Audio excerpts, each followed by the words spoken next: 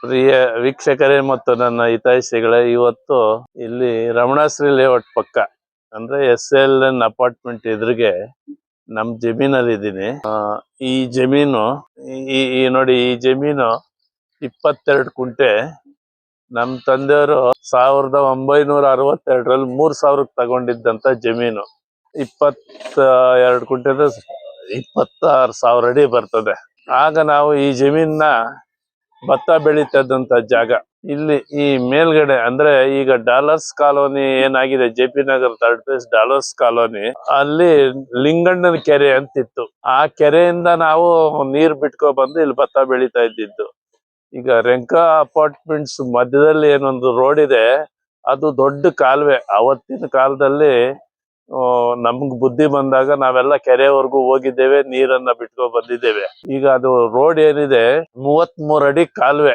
ಕೆಲವು ವರ್ಷಗಳ ಹಿಂದೆ ಮಳೆ ಜೋರಾದಾಗ ರೆಂಕಾ ಅಪಾರ್ಟ್ಮೆಂಟ್ಸ್ ಮತ್ತೆ ಈ ಕಡೆ ನಮ್ಮ ರಮಣಶ್ರೀ ಲೇಔಟ್, ಅನುಗ್ರಹ ಲೇಔಟ್ ಇವೆಲ್ಲ ನೀರ್ ತುಂಬಿಕೊಳ್ಳೋದು.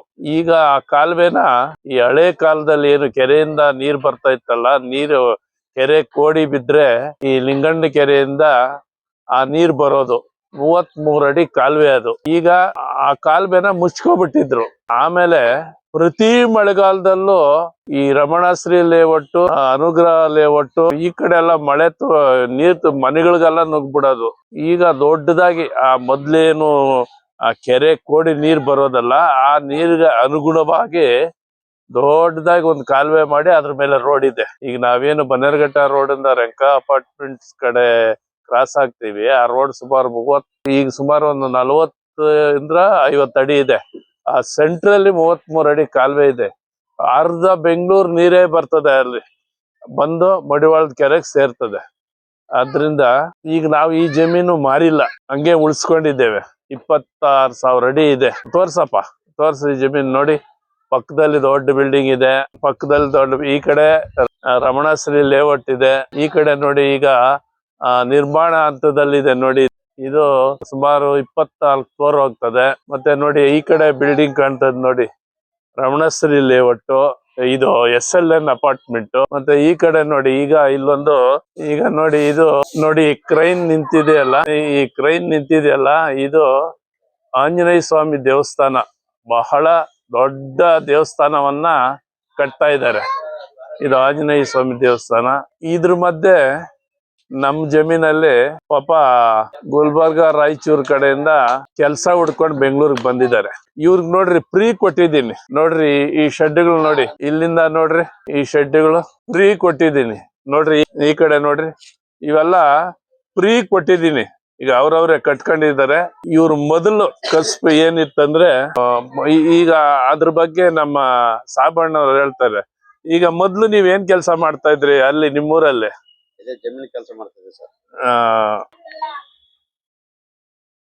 ಕೆಲಸ ಮಾಡ್ತಾ ಇದ್ರೆ? ಜಮೀನ್ ಕೆಲಸ ಮಾಡ್ತಿದ್ದೆ ಸರ್. ಈ ಬೆಂಗಳೂರಿಗೆ ಬರಲ್ ಕಾರಣ ಏನು ಸರ್? ಹಿಂಗೆ ಬರ್ತಾ ಮಳೆ ಇಲ್ಲ ಬೆಳೆ ಇಲ್ಲ, ಅದ್ರ ಸಲುವಾಗಿ ಬಂದಿದೆ ಸರ್. ಅಂದ್ರೆ ಕೆಲ್ಸ ಹುಡ್ಕೊಂಡ್ ಬಂದ್ರಿ. ಈಗ ಬೆಂಗಳೂರಿಗೆ ಬಂದ್ಮೇಲೆ ಕೆಲ್ಸ ಸಿಗ್ತಾ ಇದೆಯಾ? ಸಿಗ್ತಾ ಇದೆ ಸರ್, ಅಲ್ಲೆಲ್ಲಿ 1 ದಿನ 2 ದಿನ ಅಂತೂ ಜೀವನ ಕಟ್ಕೊಳಕ್ ದಾರಿ ಇದೆ. ಈಗ ಹೆಂಗಸರೆಲ್ಲ ಏನ್ ಮಾಡ್ತಾರೆ? ಮನೆ ಕೆಲ್ಸಗಳು ಬರ್ತಾರೆ. ಅಂದ್ರೆ ನಿಮ್ಮ ಏನೋ ಕಾಂಕ್ರೀಟ್ ಕೆಲ್ಸ ಅವೆಲ್ಲ ಬಿಟ್ಬಿಟ್ರಿ ಈಗ ನೀವು? ಮಾಡ್ತೀವಿ ಸರ್, ಅದು ನಾವು ಹೆಣ್ಮಕ್ಳು ಮಾಡಲ್ಲ. ಈಗ ನೀವು ಬೋಲ್ಡ್ ಆಗ್ತಾ ಇದ್ರಲ್ಲ ಕಾಂಕ್ರೀಟ್ ಕೆಲಸ, ಅದೆಲ್ಲ ಹೋಗಲ್ಲ ಸರ್. ಅವೆಲ್ಲ ಹೋಗೋದಿಲ್ಲ. ಅಂದ್ರೆ ಈಗ ಬುದ್ಧಿ ಬಂದಿದೆ ನಿಮ್ಗೆ. ನಾವು ಯಾವಾಗ್ಲೂ ಅದ್ರಲ್ಲಿ ಇನ್ವಾಲ್ವ್ಮೆಂಟ್ ಆಗ್ಬಾರ್ದು, ನಮ್ ಬದುಕನ್ ಕಟ್ಕೋಬೇಕು ಅಂತ ಬುದ್ಧಿ ಬಂದಿದೆ. ಈಗ ನಿಮ್ಗೆ ಎಷ್ಟ್ ಜನ ಮಕ್ಳು?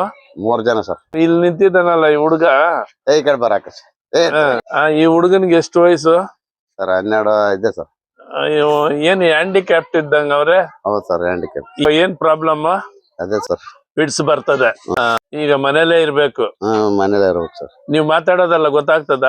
ಗೊತ್ತಾಗ್ತದೆ ಸರ್. ಏನಪ್ಪಾ ನಿನ್ ಹೆಸರೇನ? ಆಕಾಶ. ಸ್ಕೂಲ್ಗೆ ಹೋಗ್ತೀಯಾ? ಯಾಕೆ? ಸ್ಕೂಲ್ಗೆ ಹೋಗ್ಬೇಕು ನೀನು. ಈಗ ಈ JP ನಗರ 3rd phase ಅಲ್ಲಿ ಇಂಥ ಮಕ್ಳಿಗೆ ಒಂದ್ ಸ್ಕೂಲ್ ಇದೆ. ನೀವ್ ಅಲ್ಲಿ ಸೇರ್ಸಿದ್ರೆ ಪ್ರತಿಯೊಂದು ಅವರೇ ನೋಡ್ಕೊಳ್ತಾರೆ. ಮತ್ತೆ ವಾರಕ್ಕೆ ಒಂದ್ಸಲಿ ಬಂದ್ ನೀವ್ ನೋಡ್ಕೊಂಡ್ ಬರ್ಬೋದು ಹೋಗಿ.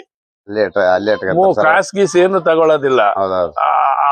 ಅವ್ರಿಗೆ ಅವರ ಒಂದು ಮನಸ್ಥಿತಿಗೆ ತಕ್ಕದಂಗೆ ಎಜುಕೇಶನ್ ಕೊಡ್ತಾರೆ.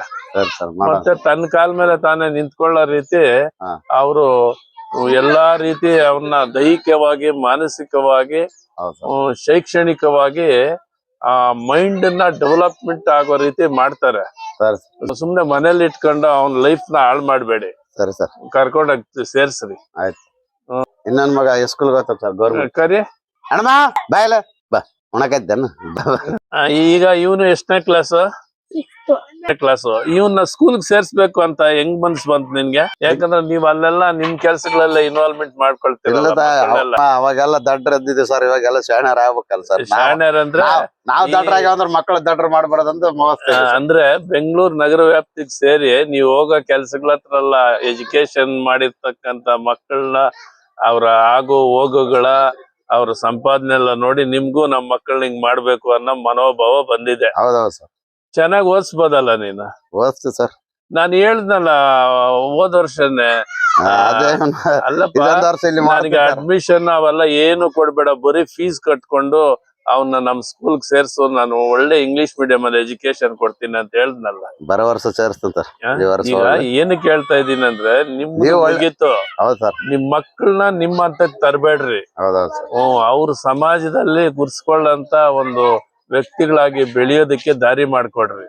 ಬರೀ ಕೂಲಿ ಮಾಡ್ಕೊಂಡೆ ಮಕ್ಕಳನ್ನ ಬೇಡ, ನಿಮ್ ಮಕ್ಳು ಮುಖ್ಯ ವಾಹಿನಿಗೆ ಬರ್ಬೇಕು. ಸರ್ಕಾರದ ಸವಲತ್ತುಗಳನ್ನ ಪಡಿಬೇಕು, ಮತ್ತೆ ಒಳ್ಳೆ ಎಜುಕೇಶನ್ ಮಾಡ್ಬೇಕು. ಆ ಎಜುಕೇಶನ್ನೇ ಮೂಲ. ಚೆನ್ನಾಗ್ ಓದ್ತಾ ಇದೀಯಪ್ಪ. ನೀನ್ ಏನಾಗ್ಬೇಕು ಅನ್ಕೊಂಡಿದ್ಯಾ ಮುಂದೆ ಓದ್ಬಿಟ್ಟು? Very good. ಡಾಕ್ಟರ್ ಓದ್ಬೇಕಾದ್ರೆ ನೀನ್ ಇಂಗ್ಲಿಷ್ ಮೀಡಿಯಂ ಬರ್ಬೇಕಪ್ಪ. ಇಂಗ್ಲಿಷ್ ಮೀಡಿಯಂ ಬಂದು ಚೆನ್ನಾಗಿ ನೀನು ಆಗೋದಿಲ್ಲ ಅಂತಲ್ಲ, 100% ಆಗ್ತದೆ.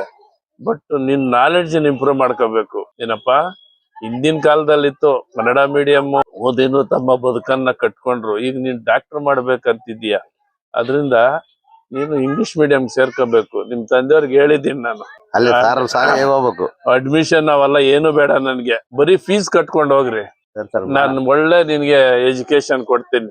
ಬರೋ ವರ್ಷ ಸೇರ್ತೀಯಲ್ಲ? Thank you. ಈಗ ನೀನು ಊರ್ ಕಡೆ ಹೋಗ್ತಾ? ಇಲ್ಲ ಸರ್, ಯಾವ ಕೆಲಸ ಇದ್ರ ಹೋಗ್ತೀನಿ ಊರ್ ಕಡೆ. ಈಗ ನಮ್ ಜಮೀನಲ್ಲಿ ನಿಮ್ಗೆಲ್ಲ ಈ ಒಂದು ಚಿಕ್ಕ ಮನೆಗಳು ಕಟ್ಕೊಳಕ್ ಅವಕಾಶ ಕೊಟ್ಟಿದೀವಲ್ಲ, ಸಹಾಯ ಆಗ್ತದ? ಆಗ್ತದ ಸರ್. ಅಂದ್ರೆ ಬೆಂಗಳೂರಲ್ಲಿ ಬಾಡಿಗೆ ಕಟ್ಟಕ್ ಆಗೋದಿಲ್ಲ? ಆಗಲ್ಲ ಸರ್. ಇಲ್ಲಿ ಎಲ್ಲ ನೀವು ಮಾಡ್ಕೋಬಹುದು. ಇಲ್ಲಿ ಇದ್ಕೊಂಡು ನೀನು ಕೆಲ್ಸಕ್ ಹೋಗ್ಬೋದು, ಮಕ್ಕಳನ್ನು ಕೆಲ್ಸಕ್ ಸೇರ್ಸ್ಬೋದು. ಹೌದು ಸರ್. ನೋಡಿ ಈ ಮನೆಗಳು ನೋಡಿ ವೀಕ್ಷಕರೇ, ಈಗ ನಮ್ ಜಮೀನಲ್ಲಿ ಕೊಟ್ಟಿದ್ದೇವೆ. ಈ ಮನೆಗಳು ನೋಡಿ ಕಟ್ಕೊಂಡಿದ್ದಾರೆ, ನೋಡ್ರಿ ಎಲ್ಲ ಕಟ್ಕೊಂಡಿದ್ದಾರೆ ನೋಡ್ರಿ, ತೋರಿಸ್ತಾ ಇದ್ದೀನಿ. ಹೋಗು ಒಳಗಡೆ ಎಲ್ಲ ತೋರ್ಸ್ಕೊಂಡ್ ಬಾ, ಹೋಗು.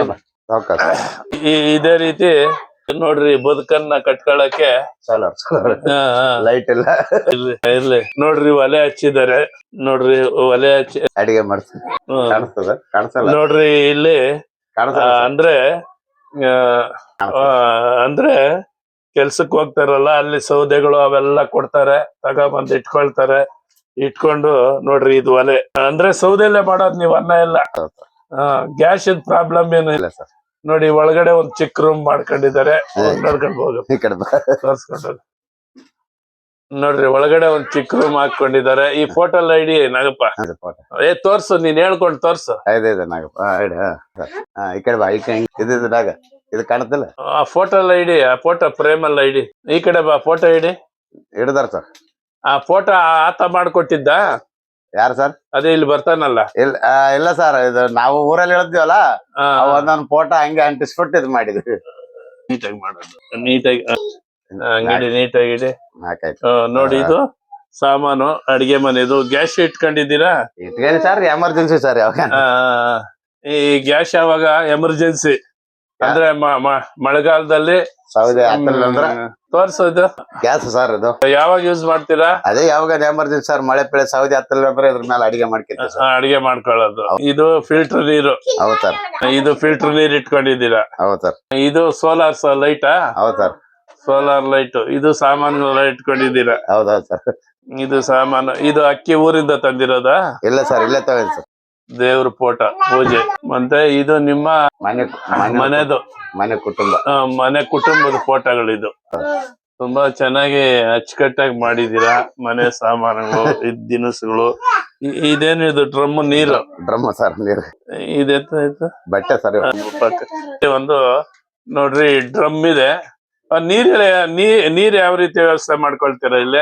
ಅಲ್ಲಿ ಹೊರಗಡೆ ಸರ್, ಅಲ್ಲಿ ಟ್ಯಾಂಕರ್ ತರ್ತೀವಿ ಸರ್. ಅಂದ್ರೆ ನೀವೆಲ್ಲ ಸೇರಿ ದುಡ್ಡು ಹಾಕಿ ಟ್ಯಾಂಕರ್ ತರಿಸ್ತೀರಾ? ಹೌದೌದು ಸರ್. ತರ್ಸ್ಕೊಂಡು ಆ ರೋಡ್ ಇಂದ ಇಲ್ಲಿಗೆ ಪೈಪ್ ಹಾಕಿದ್ದೀರಾ? ಹೌದೌದು ಸರ್. ಎಲ್ಲ ಇಟ್ಕೊಳ್ತೀರಾ? ಹೌದು ಸರ್. ಎಷ್ಟ್ ದಿನಕ್ಕೆ ಒಂದ್ ಟ್ಯಾಂಕರ್ ತರಿಸ್ತೀರಾ?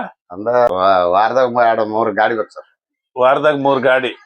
ಎಲ್ರು ದುಡ್ಡು ಹಾಕೊಳ್ತೀರಾ? ಹೌದು ಸರ್. ನೋಡಿ ವೀಕ್ಷಕರೇ, ಇದು ಎಮರ್ಜೆನ್ಸಿಗೆ ಸ್ಟವ್ ಇಟ್ಕೊಂಡವ್ರೆ. ಮಿಕ್ಕಿದ ಟೈಮ್ ಅಲ್ಲೆಲ್ಲಾನು ನೋಡಿ ಈ ಸೌದಲ್ಲೇ ಮಾಡ್ಕೊಳ್ತಾರೆ. ಸೌದಾಗಿ ಏನ್ ಬರಗಾಲ ಇಲ್ಲ. ಈಗ ನಮ್ ನಗರ ವ್ಯಾಪ್ತಿಯಲ್ಲಿ ಯಾರು ಮನೆಗಳಲ್ಲಿ ಸೌದೆ ಯೂಸ್ ಮಾಡೋದಿಲ್ಲ.